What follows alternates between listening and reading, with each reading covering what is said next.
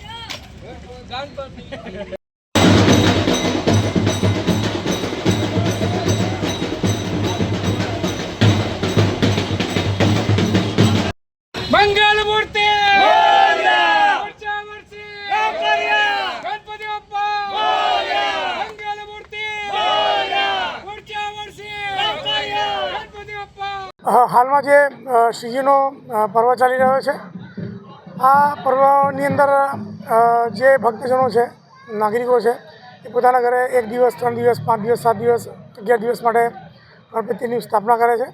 અમે પણ અમારી કચેરીની અંદર 5 દિવસ માટે ગણપતિનું સ્થાપન કર્યું હતું.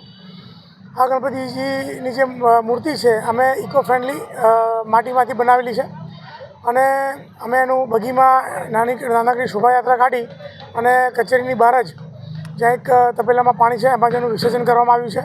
ઢોલ નગારા સાથે અમે એમની નાનકડી શોભાયાત્રા કાઢી છે. અમે પ્રતિક રૂપે નાગરિકોને એ જણાવવા માગીએ છીએ કે તમે પણ આવી રીતના ઇકો ફ્રેન્ડલી મૂર્તિનું જ સ્થાપના કરો અને ઢોલ નગારાનો ઉપયોગ કરો ડીજેની જગ્યાએ, જેથી જે નોઇઝ પોલ્યુશન છે એ પણ ન થાય. અને આપના માધ્યમથી હું તમામને શુભેચ્છાઓ પાઠવું છું.